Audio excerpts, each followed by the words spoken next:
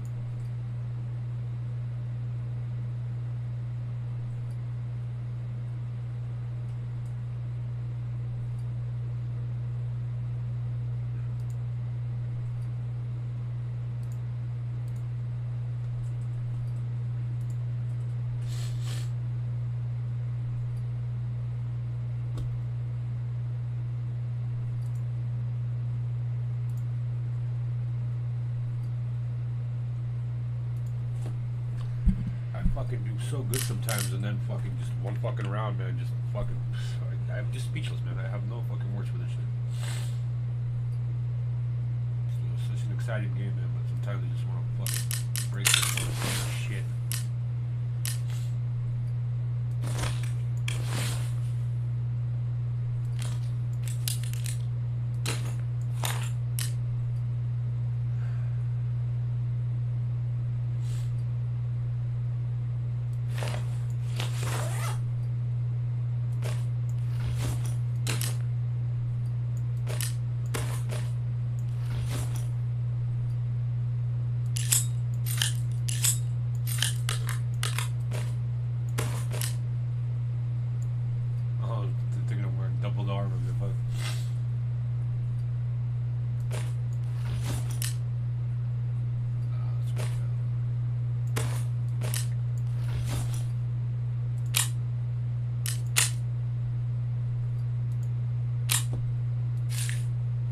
Sorry, I'm playing off one monitor only at the moment, so I have to go back and forth to see if anybody's chatting, so give me a second if you do chat. I'll be fairly quick. Lots of fucking awesome stuff now.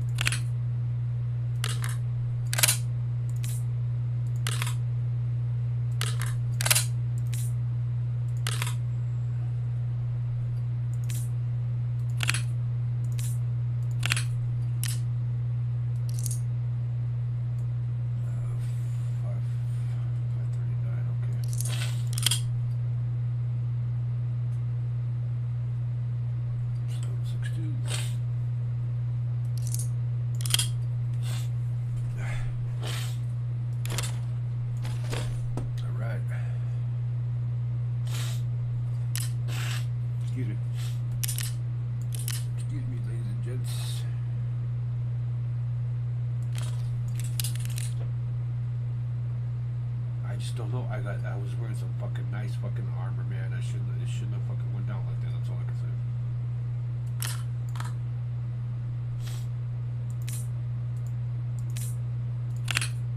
Fucking got me pissed, man.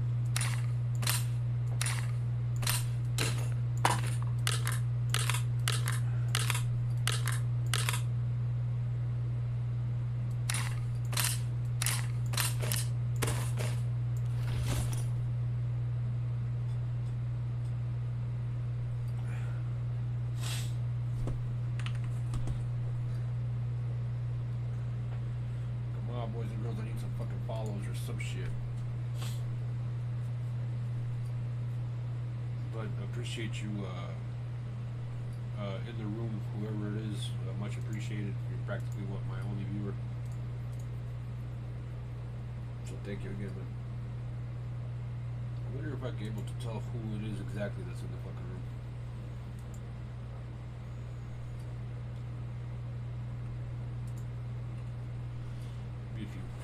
I'm not begging for a follow or anything like that, but it would be fucking awesome. I want to see if my alert system works. And I would like to know how the quality of my microphone sounds as well. If you could throw something in the chat, would be much appreciated, man.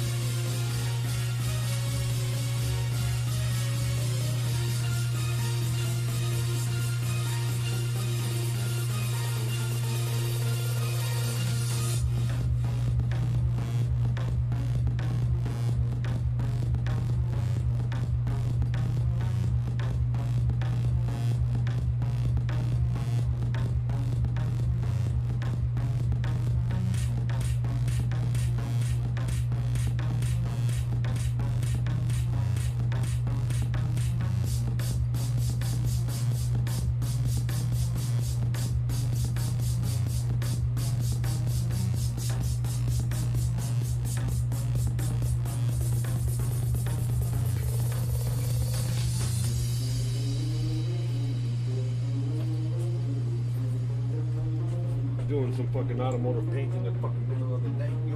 The way I love to do it.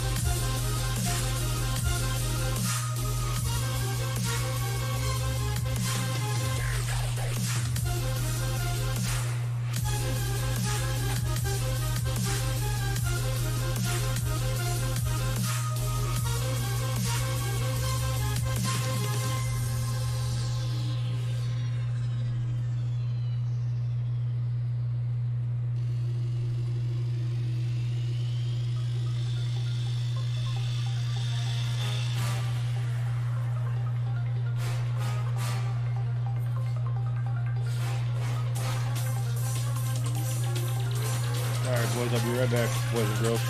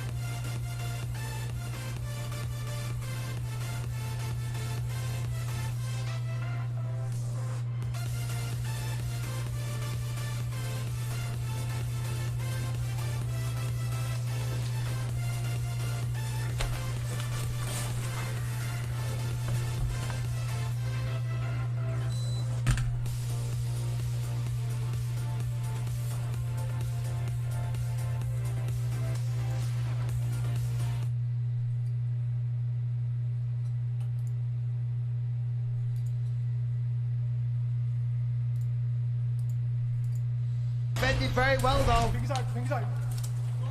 Turned the tables. Piotr got a little cheeky one in there. Don't seek on the neck, don't seek on the neck. Nice right hand from Jan. Aldo sort of welcoming this. Ooh! No, he is. He's hurt. He's hurt. Aldo's hurt. Could be it. Aldo's in trouble. Something hurt his mouth, and another big shot from Piotr Jan. He's a heavy shot. Get up, Aldo. That's what he's got to do. He kicked him up. A strong conclusion to round one for the favorite Piotr Jan. And if body language tells you anything, the look on Aldo's face was a slight look of concern, and on the flip side, you had Piotr Jan jumping up and down, very happy with the way that round ended, and looking to continue round two in a similar fashion. Jan content to work out of the orthodox stance here early round two. He will switch. Aldo seems okay. Seems like he's recovered from whatever shot it was that troubled him. Fingers, Peter, fingers. Looked like Jan raised that kick so as to check it, but immediately switches stances, so perhaps didn't feel great. That was a nice block as well from that body kick from Jan. Stephen Wonderboy Thompson wondering aloud if maybe it's a broken rib that Aldo could be dealing with. Possibly. See a little redness on the ribs. The Wonderboy wondering. There you go.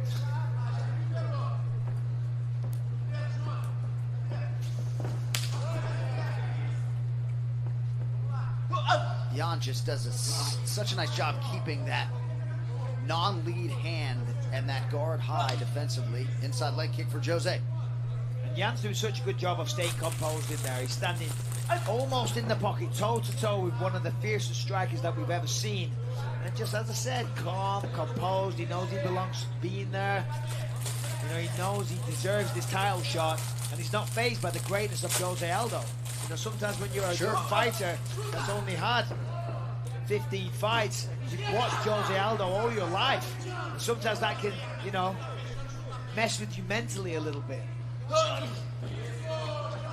Aldo continues to attack low, and sometimes you'll even see Jan blindly throw that right hand just so he can stay sound defensively. Under 3 minutes here to go in round two. And Aldo really starting to beat up those legs of Piotr Jan. That's going to start to affect Jan as this fight goes on. You see that he immediately switched stance. And now he's going to work with the right hand. And so fast, so sharp when he lets that go.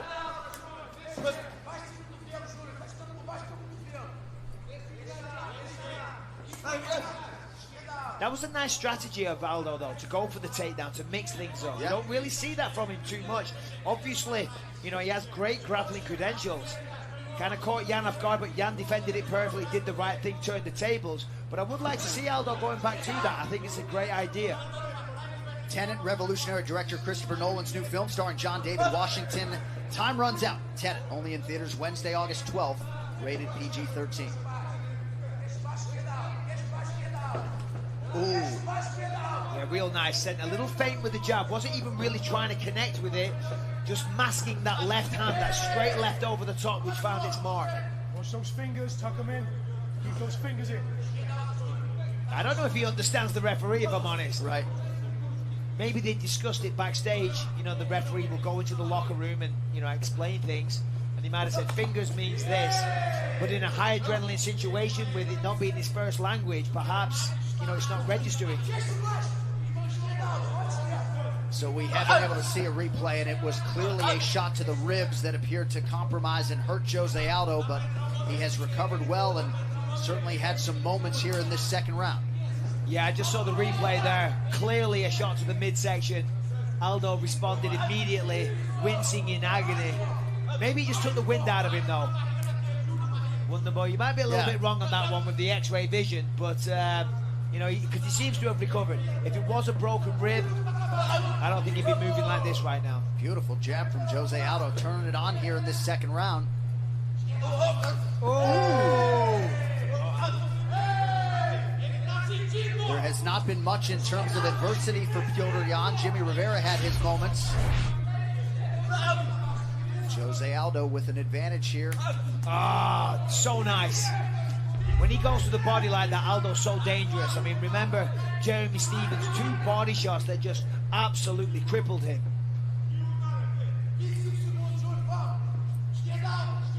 So Jan going southpaw here late in round 2. You see some of the redness on his left calf. This is just an incredible fight. I mean, look at them. They're not really utilizing too much footwork. It's like a Thai boxing fight. It is. They're standing in front of one another and just trading power strikes. I got the second. You know, round 1 was close. I'm assuming the fact that Jan ended up on top, they think that Jan got it, and that's a good way to be. Err on the side of caution, you know. Don't be overly optimistic. Assume that you're down, if anything, to send an urgent message that you need to, you know, do more. And he's doing more already. That was a nice knee. So unlike in round 2, Jan opening southpaw here in round 3.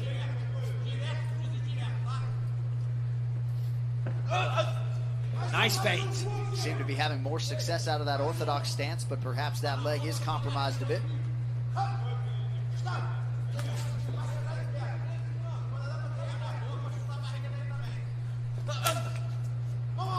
Jan attacks the body.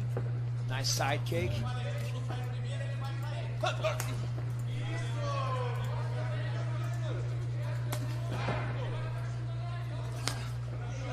Jan starting to open up a little bit a minute into round 3. Better than what it was, and it was really pretty gross. So there's a lot of, see on the floor, Right, there's a just lot a of lot this of fight weird has been crap contested that on was a on there. napkin. It's now Yeah, gone. exactly. You know, Now we're going to shift gears and get into Crown Victoria install mode and get this thing ready for it. Trying to knock each other out or hurt each other with every single shot that they So throw. this mess is about to get attacked. We want to cut the springs off. Another warning for the outstretched drop fingers of Piotr all Jan. of the main components, the twin I-beam, out. Aldo rips And the leave body. these top brackets up here because the holes that are in them give us a center point for where to mount the new front. Everything else has to go. We're going to take a little bit more detailed measurements than that just to have everything, but eventually this entire crossmember goes. Motor mounts, we have to measure to make sure they all come out for the install, and then just everything about this, the brakes, the steering, everything Jan has to resets, come goes out. orthodox here, So loads what up I'm on getting the ready to right do hand. Aldo is evades. jack this up, put it on jack stands back there, behind where the front end connects, so that everything's up in the air, so we can cut it out and drop it out. Very high level. Neither guy really making any mistakes here. The referee getting mad about Jan's fingers. And razor thin in terms of the margins. One significant strike separation. They're almost touching. They're standing just outside of the pocket, but pretty much striking them the whole time. And oh, that was nice. Really good work. Standing right there, and they're making each other miss. And this is high-level stuff. Excellent defense, offense.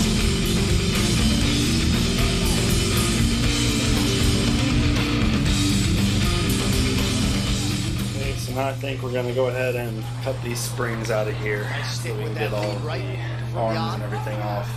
Look at the back of Aldo. Yeah, this is my word. Anybody's going to do this job.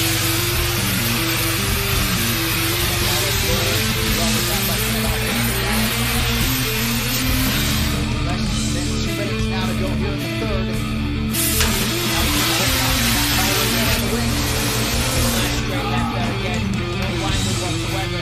Neither man really taking their advantage in this round. Both having solid shots, doing great work, finding success on occasion here and there. So evenly matched. Promotion move to put this fight together. Body strap, gold guys. Yeah, look at that. 25-24 racing. Come on, Aldo didn't get my attention there. I think we should be fired this way. Instead, sold. Oh, nice job.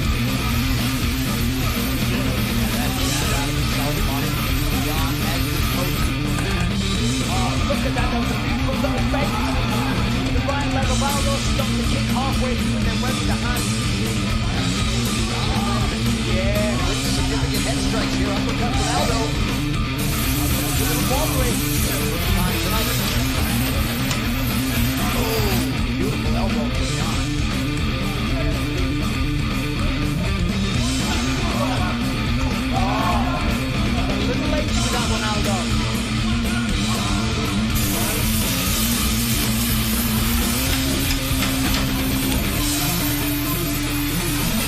Okay, springs are out.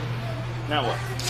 If the steering arms and stuff get loose, get brake lines off of it, you're going to lose brake fluid. To make some nice soup on the floor Head again. position here. Where would you go first? There? Do your pitman on first. What a lamp. On this one right here. Right off your gearbox. Pull the cotter pin out, pull that castle nut off, and use the ball joint splitter. Okay. If I don't have a tie rod splitter, and just your biggest hammer you can handle.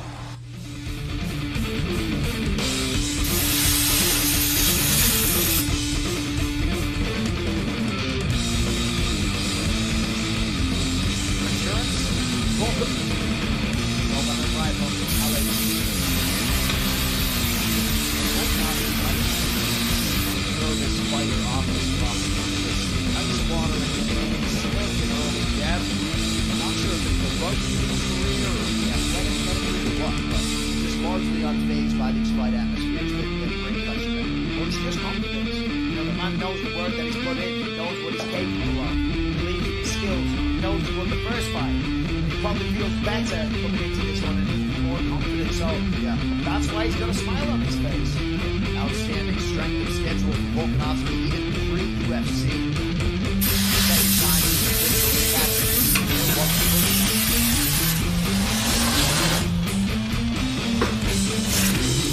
one of the greatest featherweights of all time.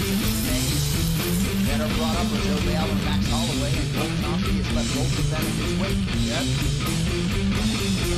You know, there was a lot of talk about the legs, as we said before. You know, with Max saying he doesn't have any access to training partners. So, you know, that does give you cause for concern, but it's the best to get his legs.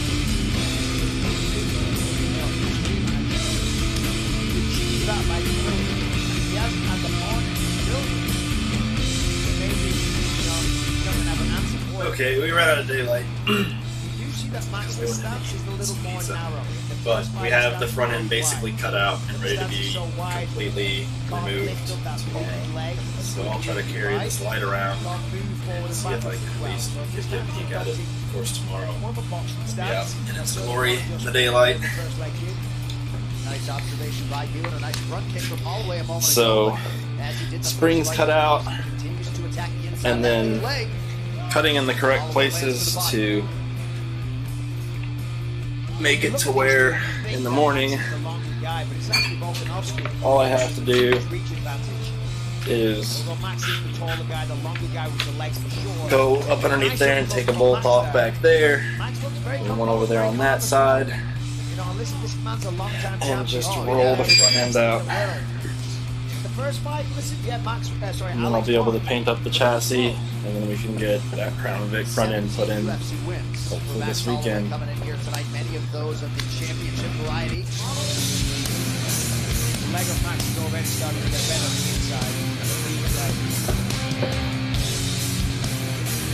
Holloway does look outstanding, though. Big focus on strength and conditioning under Darren Yap. Alex brings it there. Max was like, nah, it didn't work, but it did. Welcome to Crown Vic front end swap part 2. It's a little chilly today, hopefully it warms up. Right now, what I'm going to do is finish pulling the twin I-beam out and then just clean up the frame a little bit to get it ready for the work that we're going to do to it. All I have to do to get that out is take 2 of the bolts from the arms out from up underneath on the frame and unhook the brake lines so that I can just roll it on out. So let's have a look. Now, each of these arms that run along the bottom down here connects to the frame in the rear. And I need to unbolt those. And I need to get the brake lines off of the brakes, which is going to spill fluid everywhere. I need to try to catch it. After those things are taken off, the whole twin I-beam front end should just roll right out, and I should just have frames sticking out for me to grind on and get dirty with.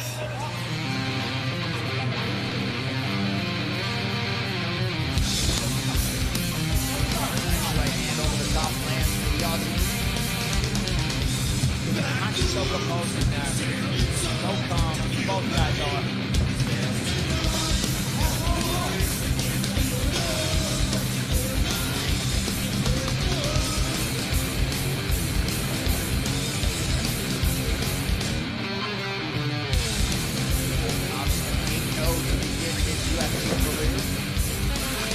Beautiful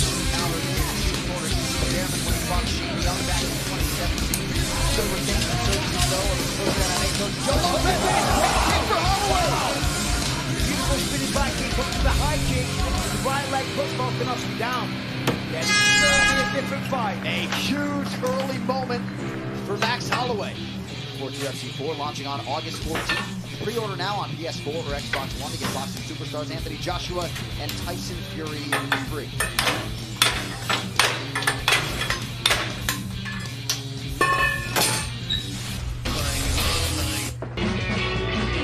Ran it. So Volkanovski is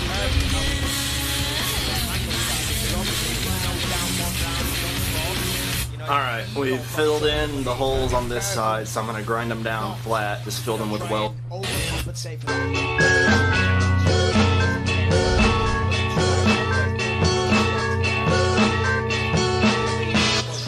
Right now I'm in the process of chopping up the Crown Victoria frame pieces into a patchwork of panels that we can weld in to box the frame, to hide all of our work, and to add a little bit of extra support. The frame's a little bit thin on these old trucks, so this gets all boxed in, it'll be a little bit stronger and it'll be slick and hide all of the other stuff. But it's just kind of hard bending the frame pieces straight and just getting them somewhat in the right shape. Panel right here, it's hard to see, I want it to be kind of subtle, but I used the stamp kit and stamped something on there where it says 2003 Crown Victoria IFS installed on 05-2015 and our names.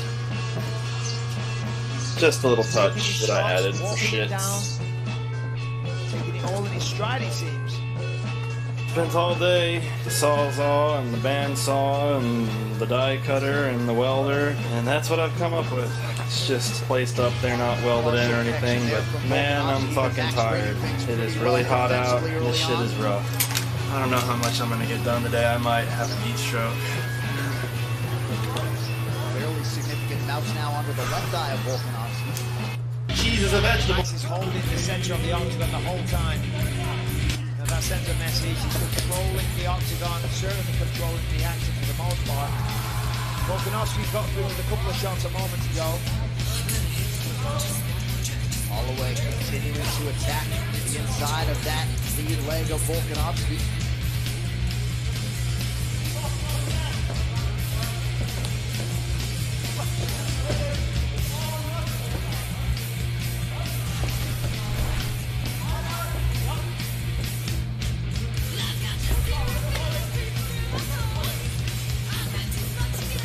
Subtle stance switch from Volkanovski. Both guys trading leg kicks here. Max giving him a little taste of his own medicine. Of course, Volkanovski landed more, but Max, certainly countering with his own ones.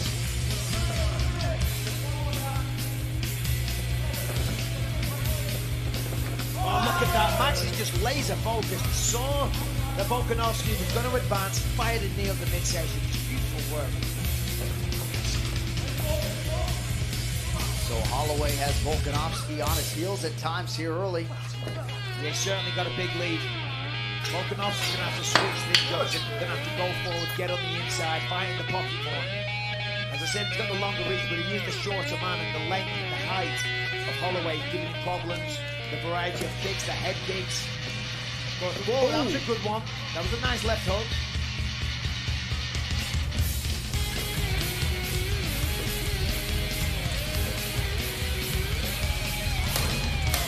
Holloway goes high, partially blocked by Volkanovski. Solid straight right as well. Both guys dealing with some redness on the inside of their legs, but particularly Holloway with that lead leg, even if he doesn't want me to say it. Well, it is what it is, as he would say.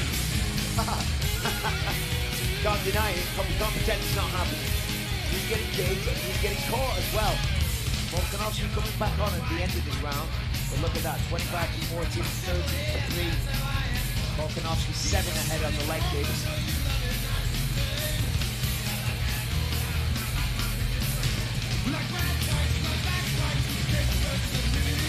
Oh, Beautiful. man, he almost caught him there. That would have been pad. That was pretty much his knee on the temple. Spinning attack from Holloway nearly lands as we come down the stretch here in round 2. Oh, man, he's down again. Holloway with a knockdown courtesy of the uppercut late in round 2. This is why Holloway was a long-time champ. 2-0 challenger, or so it appears.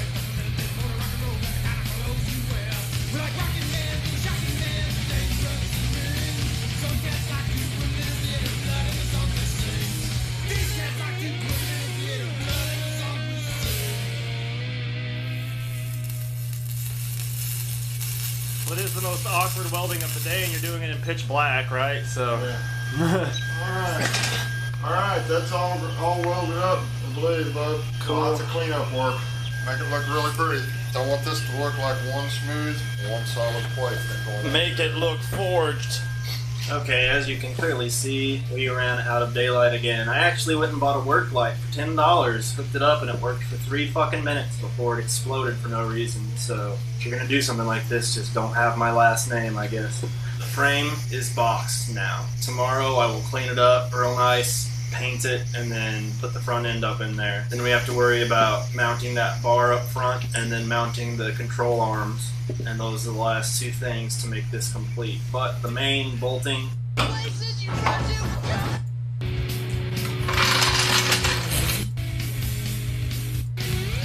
is all smooth, so overall pretty clean job. Just a little bit more cleaning and it should be just about perfect and ready for paint.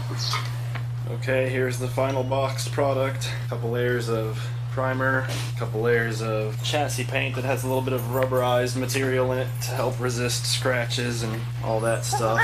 The Joe Rogan It experience. looks pretty clean if you ask me. Morality. It was Talk to me. made I want to this talk about way. morality. I want to talk about why we We can't made it talk this about way. certain things. Well, right? wow. We can bolt it in and see what the situation is for mounting the bar and the control arms. Finished product. The ultimate game, which is Pretty fucking sharp.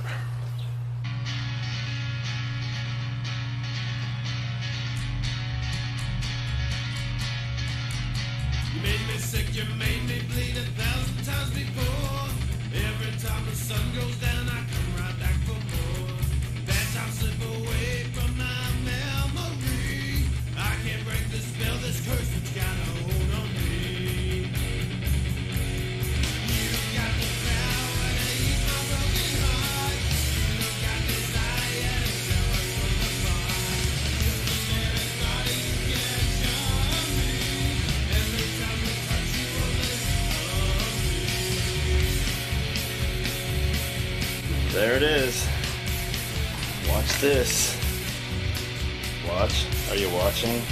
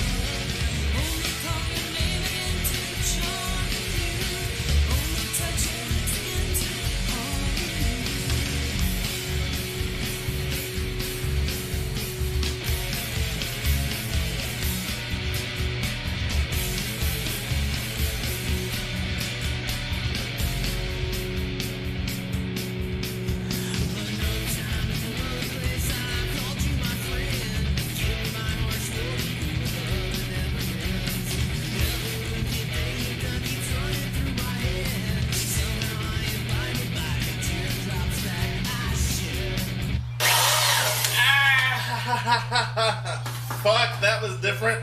Oh, fuck me. My one time not wearing gloves in the last 3 fucking days and something crazy happened. Woo! I was holding the drill where the chuck meets the drill. It grabbed the webbing between my fingers and twisted my hand up in there. That fucking hurt. Holy shit.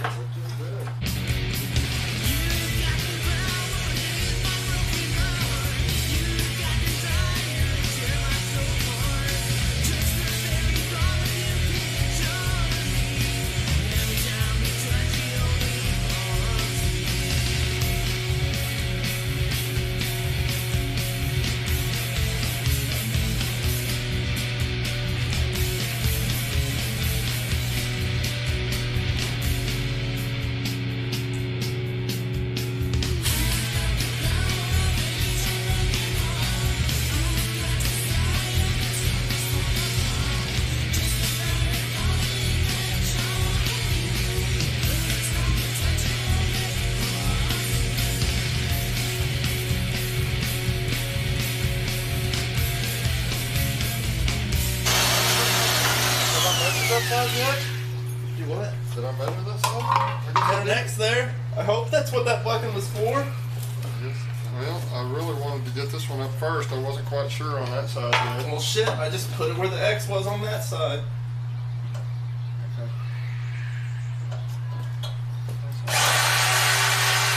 Here's the part where I get burned all the fuck with chunks of metal. Who'd have thought drilling was the worst fucking thing? Didn't burn yourself once welding, right? You know, I mean, you caught yourself on fire, but you didn't burn yourself. Oh yeah, I had all kinds. Look at my arm. It's all over. I got dots all over it. My ankle's the same way.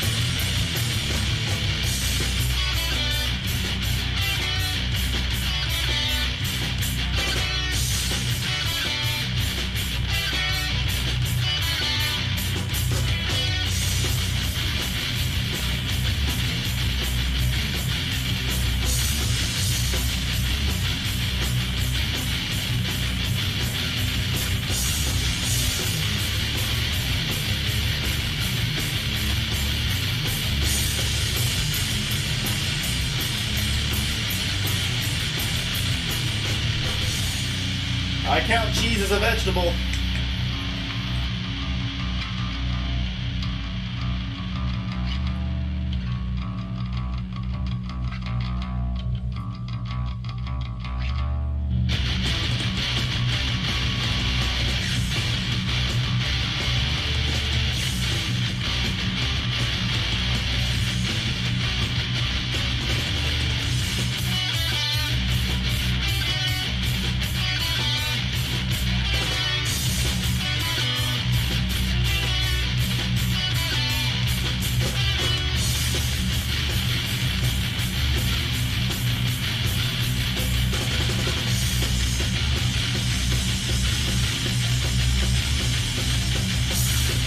Okay, our sway bar is mounted up, as you can see here and here.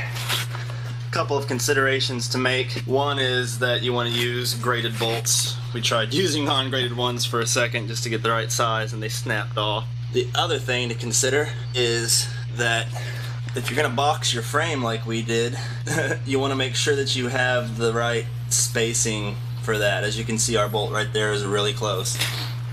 We weren't just really lucky or anything. I mean, we totally planned it to be that close. But if you were, you know, not as good as us, you might end up with a nightmare on your hands. But as it turns out, ours was just barely in there enough. The way that we did this was, while it was still hooked to the Crown Victoria frame, we measured from that big bolt right there, center of that, to the center of those bolts as it was mounted, so that we had the right measurements to put it back on this frame in the same place that it was on the Crown Vic. Yeah, use a graded bolt, measure twice, and watch out for your boxing because you might cut it a little fucking close.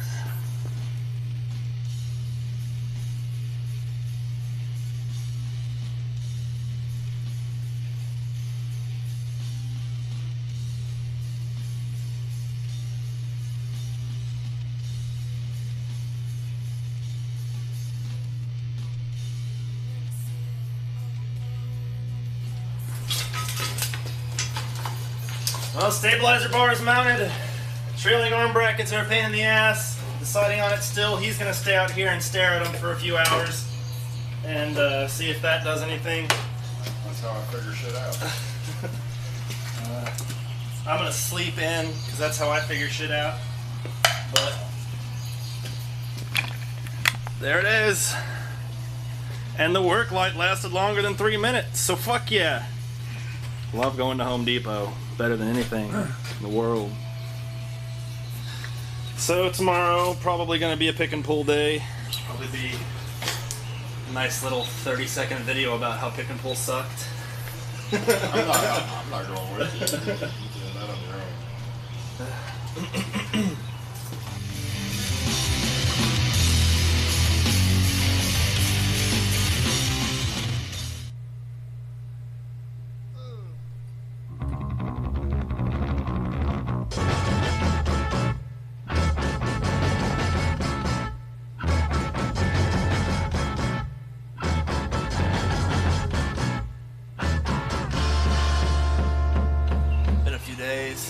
Work's still been going, it's a little bit slower.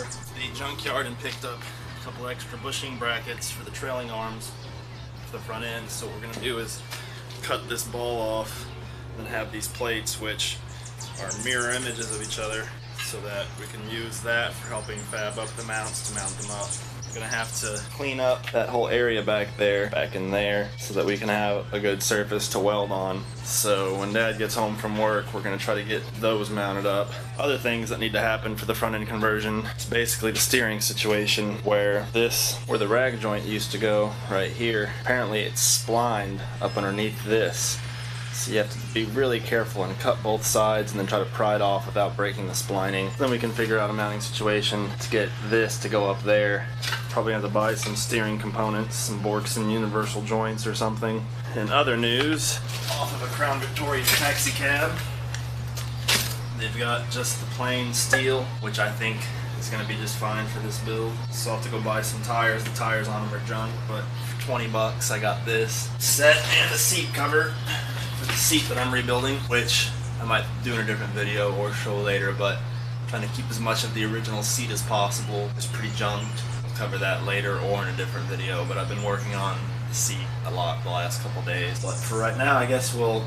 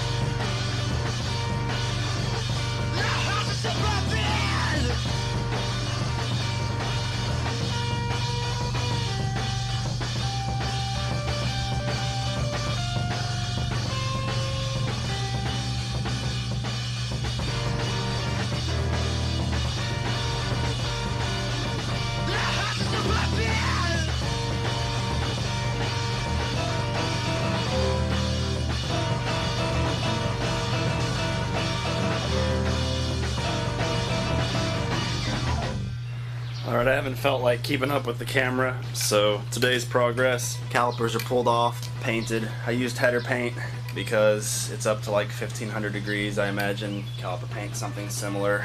Gets up to high temperatures and needs to withstand it. Putting the new brake rotors on. Nice and shiny and new. Cleaning up the area back there so we can mount the trailing arms later today. There's brand new brakes all around and it looks real sharp. Also, took a wire wheel to the steel rims. Put about 3 or 4 layers of flat black on them. Gonna call it good on that.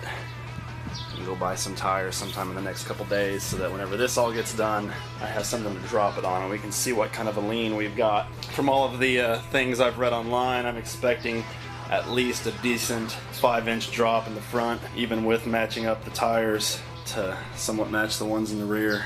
Getting there slowly but surely.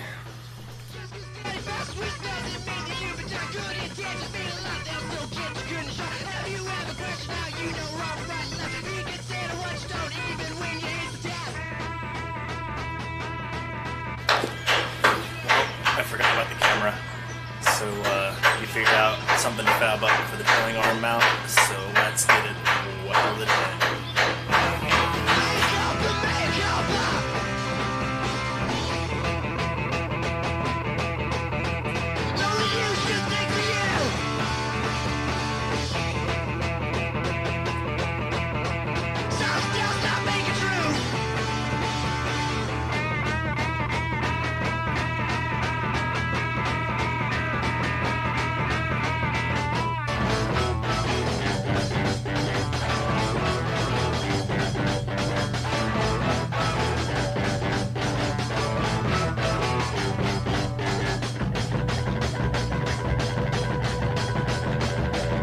Well, worked late into the night again, working by work light, way better than flashlight. And this is what we have for the control arm mount.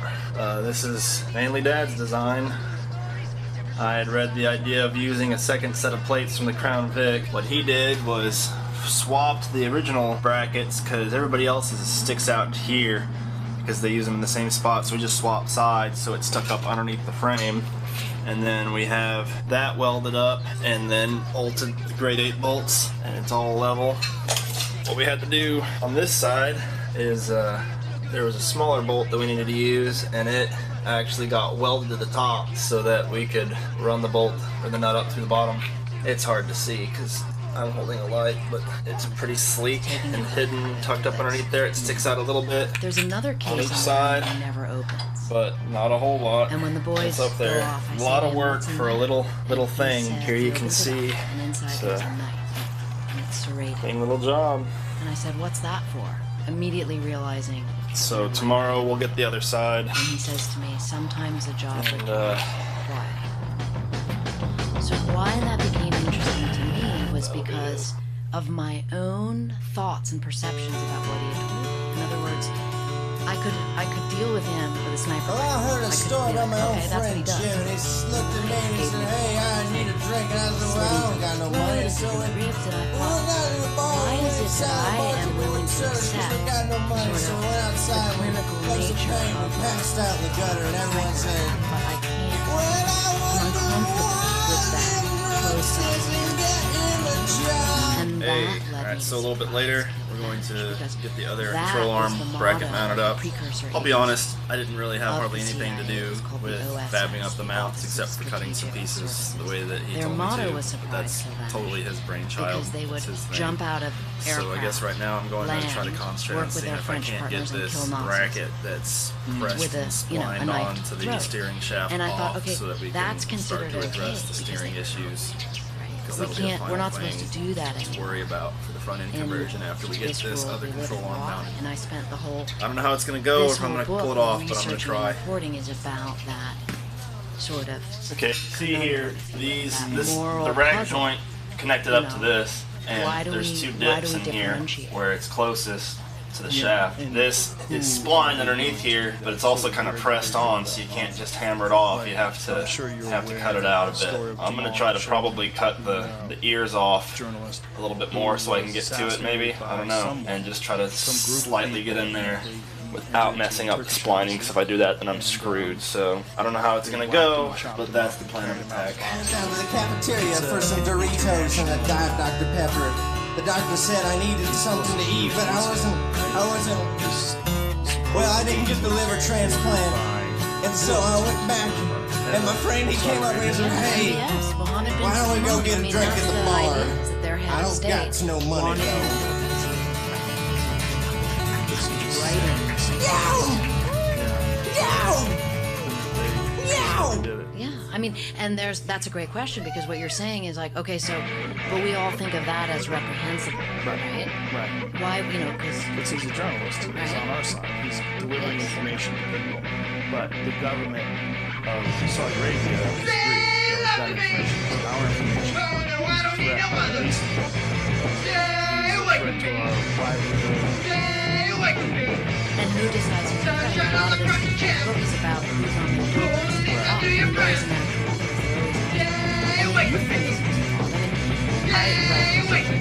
so Eisenhower called his.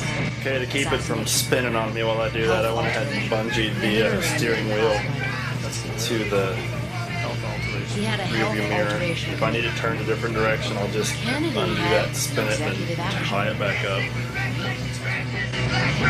Guess what we're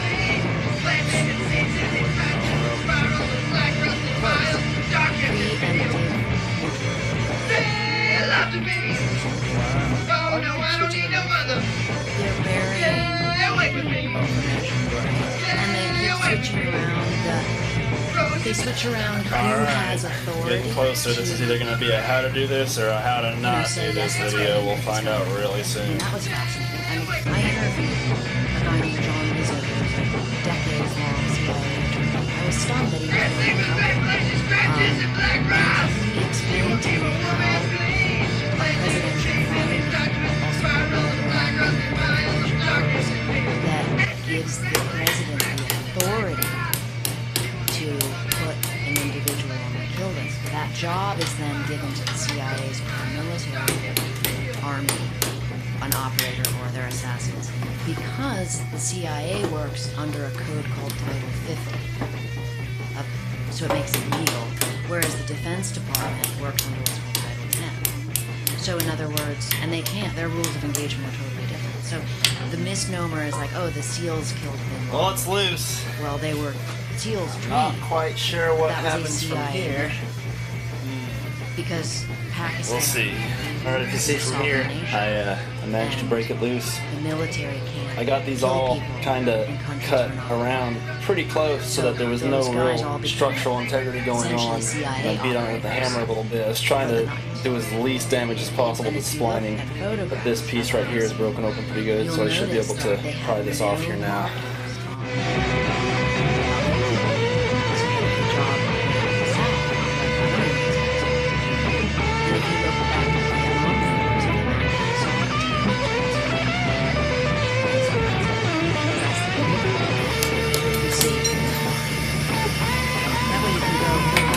There you go. You're behind enemy lines. You can go Okay, into so here's what's up.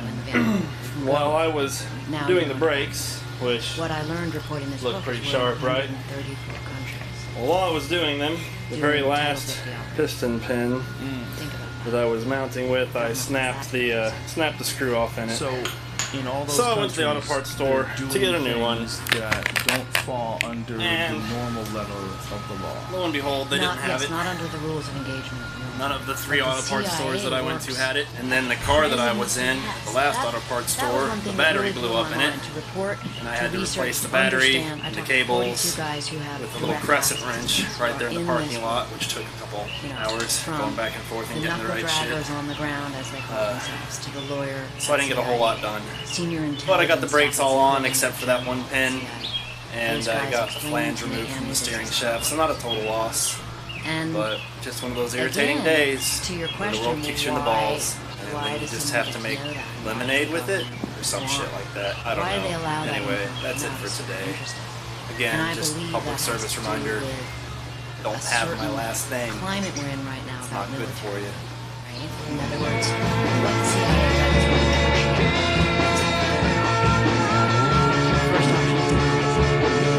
Second option. So if diplomacy is not working and war is unwise, you go to the third option, which is the CIA's paramilitary. And they're in 100 and how many countries? 134. Well, you wonder why the military budget's so big. That's what it is, folks. That's what it is, folks.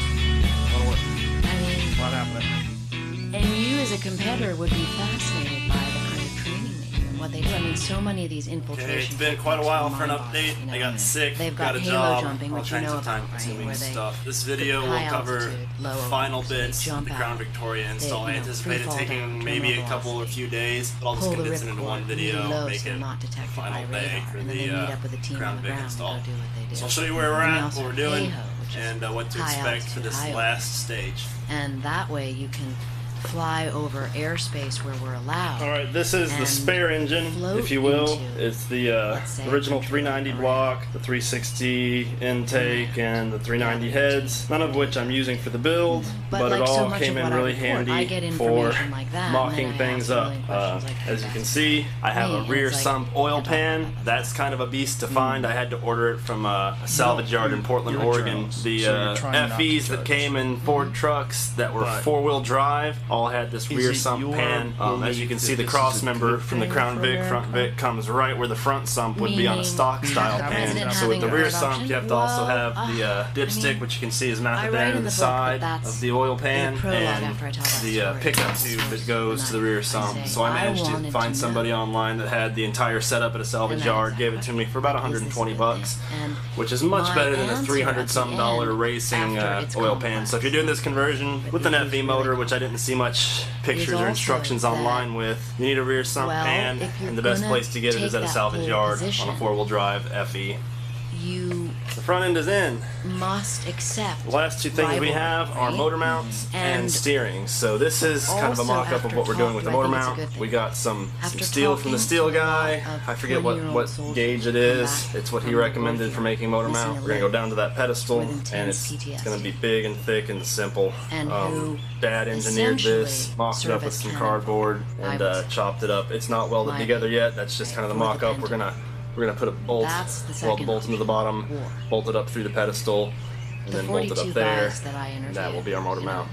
Haven't they're seen like this done send for a me. Crown Vic They front are end professional. They yet are with tier a one Ford operators. FE They're big Green block, Berets, so they're we had SEALs, no they're real Delta. pictures to go They off of, retired, so they came up joined with it the ourselves. CIA. That'll probably So be the they're like first thing that we professionals work at what on they do, for this and they're video. saying, I want- After that, someone we'll has be to do taking this the job. steering from We've been here doing up this to here since the end of World with War 2 II. Borks I and want- universal joints and So, a piece of double D do steering I shaft think that it's finally better? came in the mail after they I lost mean, it the first. I One issue think we're just that hoping to be really lucky on is the that headers, because they concept might speaks interfere with where the steering to is for the motor choice, mount, right? so 'Cause I'm not hopefully so that's sure not that an the issue. 20-year-olds know what they're in for.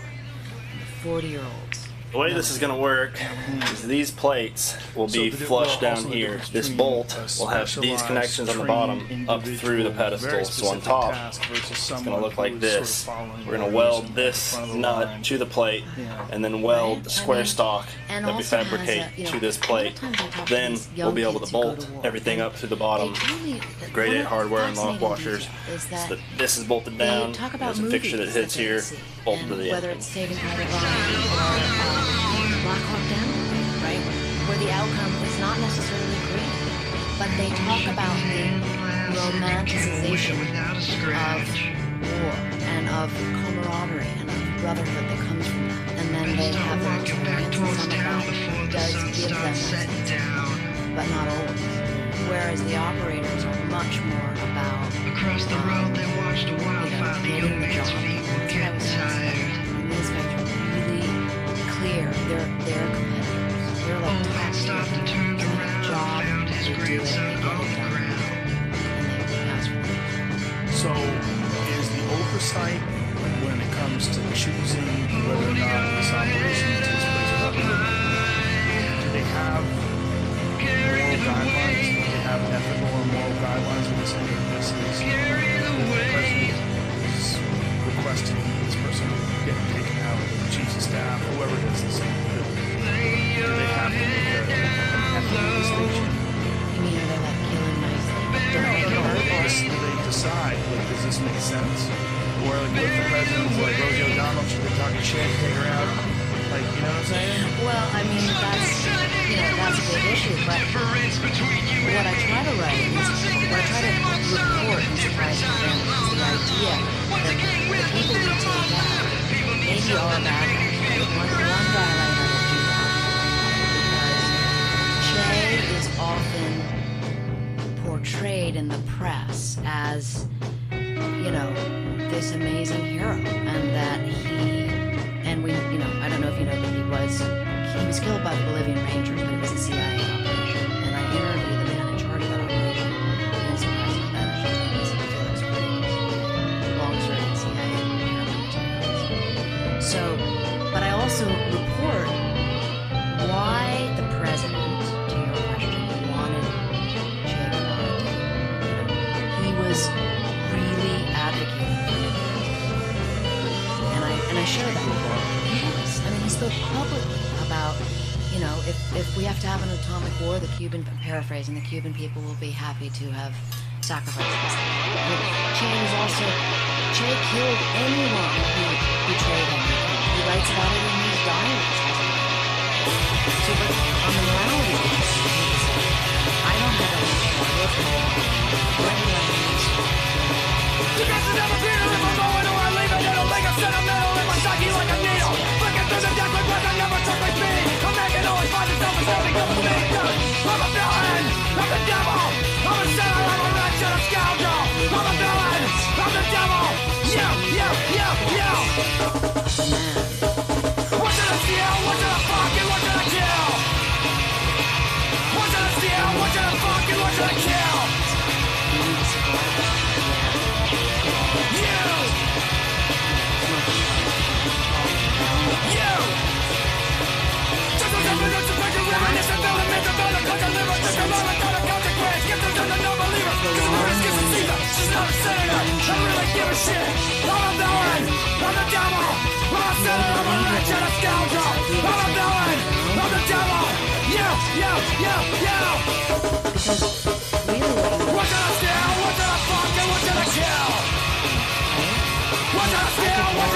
and what should I kill?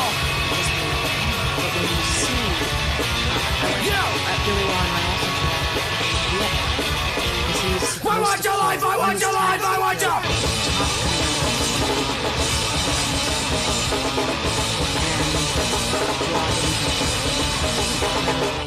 This terrible mission that went awry that I write about in the book, in the Vietnam War. So 50 years later, Law and I go to visit a son of the general. I'm sitting there in talking about these things, right? And my conclusion of that, again, is not, is it right or wrong, but is it necessary? I mean, we have these wars, we keep having them. Is it necessary? That exhaust has got to go. Well, All right, I mean, so motor mounts pretty my much done, opinion is and that the now Defense we're Department gonna is put the far steering in. too Put the steering in. We concerned have to put a header on to see vast if we can weapon clear the systems header of and the if future, everything is which going is to its mission jive well on the statement of driver's its science side. department. So And I've got to so go down you there and cut create the exhaust what off. some at the Pentagon call a self-licking ice cream, or the military muscle. There's a lot of Question everything, even the little things. Question everything, believing nothing. Question everything, even the little things.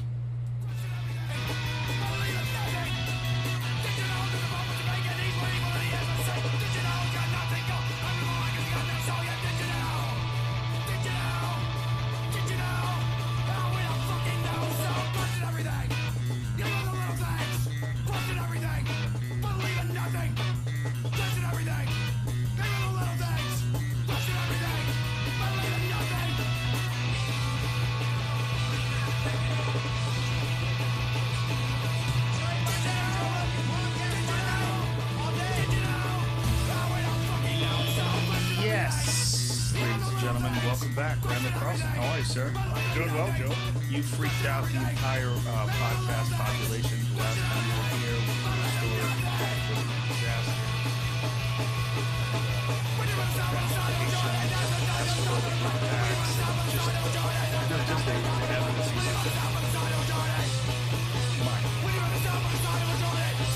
Well, what can I say? I apologize to all the listeners out there that might have had nightmares. No worries. Okay. I knew that was going to be the case, though. I knew after the first time I met you, we had that long conversation in Atlanta. I knew once you sat down for 3 hours on a podcast and opened up about that stuff, it was really going to uncork a lot of people's guns. Well, you know, ironically, there's an upside to this, but maybe we'll have time to get into it. Yeah, definitely. So tell me, you just returned from a long excursion with Grandpa.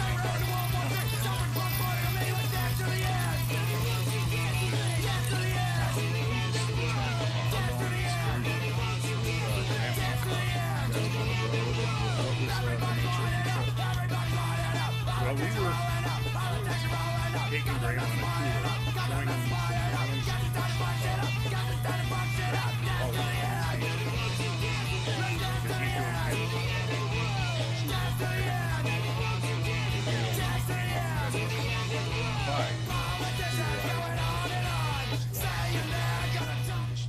Well, it's done. You know, the critics, steering's in, clears the headers, motor mount clears the headers, everything is measured up correctly, we didn't fuck it up.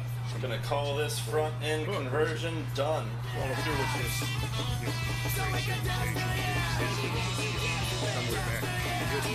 where's the evidence? Where is the? So that was, you know, where are the a chore, huh? Where is the? I guess that whole 4-part thing that I said at the beginning was a total crock of shit. If I remember correctly, this is part 12. But crown and big front suspension done. So hopefully next week we have the actual engine instead of this piece of shit back from the machine shop, so we can start putting it back together. Additional research has come My out. baby, you stabbed him so many times. They stopped you at 500. It was really unnecessary. Recorded history goes back 5,000 or 6,000 years. You know, when we look at the emergence of modern civilization, we would basically trace it back to 9,000 or 10,000 years ago with the emergence of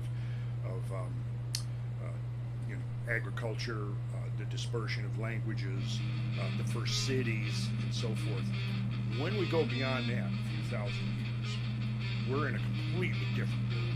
And I mean, so completely different that it's almost unrecognizable from our minds.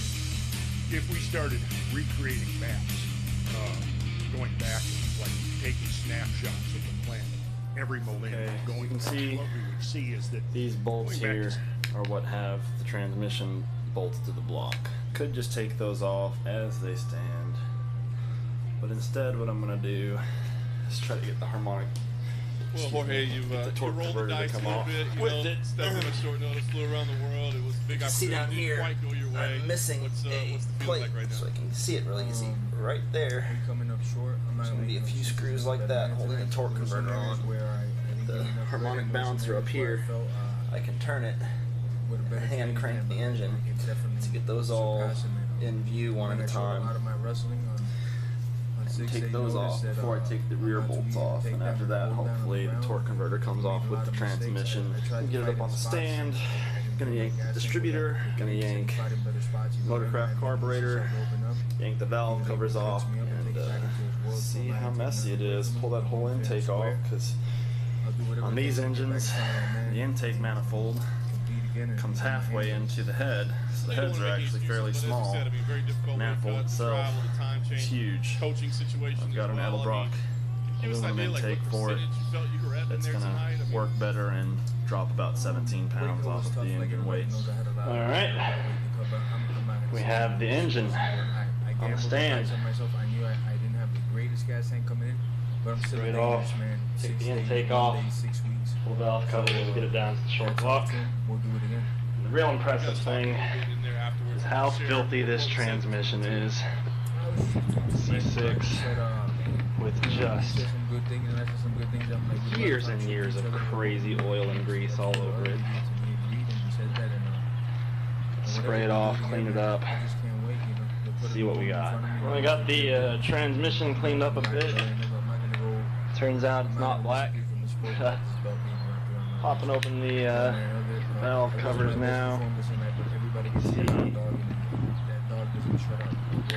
gross. Very tired at some spots and gross stuff. Dig down and bring it back to my feet. I'm not happy with my performance, but I'll be back and strong. Was the feeling that you had to get it done early that you needed to try to knock it out quickly? Yes and no. I just knew that even if I didn't get them in the first, as long as I picked my spots and exploded, I could do well. And like maybe there's a couple times I heard him, and as soon as I started to open up, boom, he'd be able to take me into his world and zap a little bit of the energy,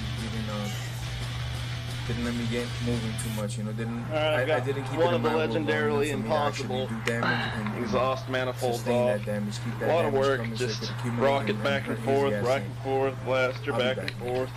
Can you share Dropped what it Dana off. had to say with you? It looked like you guys had a conversation. But the real He said son I of had a a great bitch fight. He's very proud of me. still He on said, there. Somebody put I did very well. Allen The rest of keys the on company said here, I stuffed a lot of takedowns. and they are in. I don't know if he was just being nice or not, because I felt like I Still need to did pull the everything harmonic wrong, balancer but, off, couldn't thanks figure again out for the giving me puller, gotta wait for opportunity. Dad to get home to show my Last dumb thing ass for how me, to clear, do it you wanna work again. your way back here to this title shot. I'm gonna pull the manifold off. What kind of Looks schedule like do you want to push be on? Man? Is rods. this something that's going to burn at you that you got to fight right away? Or Actually, you feel like you got to sit back and go evaluate through what the makes intake sense? When do we get to manifold. see you fight again? Instead of the head ends here, comes like this, and these push rods Since I moved up to through 170, I haven't had to cut weight more than like the 8, 9 intake, pounds, and so I don't something know that how to get when I those left out 155, yet. I told myself I Probably wouldn't be doing it easy. more, so for the next fight, I'll make sure that I'm back on schedule. I got barely any weight to cut, and I'll be feeling The great. whoever progress the that's opponent been is. made. I don't know if I'll be coming back at the end of the year or early next year. I'm gonna sit down with my management and figure that out. Manifolds off on But both whoever it is sides. next year, I just want to come back and get a stoppage and be in peak shape. Lock Have a pretty much six-pack when cleaned I up. get out there. Pretty and much look got right, all you the know? oil and grease off this thing. You said that he did a few things better than you anticipated. Intake. What exactly were they? Cleaned up. His jab was I knew he had an okay jab, but his jab was okay, you know. His fakes, though, I could tell he was just level changing the fake. He was able to like kind of lower me to sleep and then grab me for the clinch, you know, where he faked and then all of a sudden he was grabbing me and we were up against the fence. And there was other areas where I felt real good actually. When he got into my legs, I felt I could wrestle with him all day. I stuffed a lot of takedowns. I'll be back, you know. He knows that I'm gonna push over. I just might not know feel, how everything works. I don't know a lot, so whenever I already know something, I assume everybody knows it, kind of. So I'll just do you think, like, you know, you show said how you guys don't everything have to came talk shit apart and anymore where to each I'm other. at with I know there was some genuine bad blood going teardown. into this. Has that sort of subsided now? You spent 25 minutes in there together. the competitive me, no. I want to take everybody's head off. I want to take his head off even more now that he beat me. But I just feel like, especially me and him, that we don't have to promote the next fight like that. We don't have to talk about each other's religion or ethnicities or nothing like that. You know, he said some things that weren't necessary, and I'm sure I said some things that probably weren't the best. I just think about the future generations. You don't have to promote fights like that or sell pay-per-views.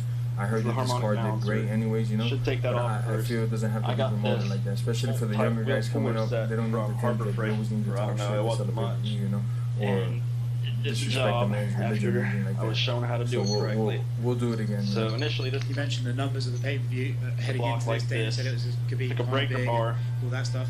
This Does that big bolt justify smacked your it with the pay? hammer till it started turning. So if you just turn it definitely. calmly, it'll just keep turning the crank forever and ever. There's some good things And to after think about that, this. this goes on. You And I'm select just fucking Larry the Parker. appropriate.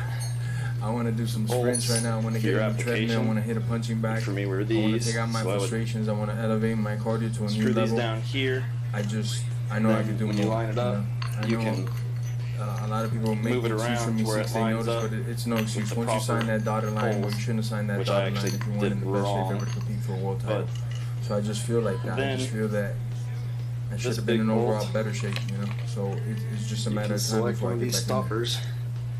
In the last few months, like before the Nate fight and everything, you've been saying that And what you then want the most is money, you know, to get paid from, because you've been in When this career all for so long. these 3 bolts But from now, I'm getting a sense that actually you might just take have any been put fight into that this. you need to get back to that title shot. This You've can been be motivated by threaded through missing out here on this title to just and then try and get cranked back to the on belt, whoever it takes. with Definitely the whoever breaker it takes, bar but we'll or pick ratchet the or right whatever. opponents. And I as won't fight those, like as this Joe bar is Blow or pulled up and through coming. We'll the make sure puller, that it's the right fight to since get me those the are title, bolted down in the other or 3 whatever it places, is this that I gotta wheel do pulls to get off to the the crank, title, you know? and that's the only way to get it off. It seemed kind of mind-blowing. I'm sorry, guys. I'm just thinking To about me, the fight and just having it running explained through like scenarios that, in but my once I head did where it, could've that done did better, make different sense. So spots I hopefully could've that makes fought in. sense to you. Been a little bit more After aggressive in certain times, maybe held back in others. you pulled the I don't know, harmonic it balancer, keeps you playing in my mind. you can then take timing chain cover off, I know you're which not is big on talking self-explanatory, about other guys bolts all right now, but, around. you know, despite the loss tonight, you still When have that loads of comes options out off, there that people want to see you in. Leon Edwards, Colby Covington. You'll see this. Nate Diaz rematch.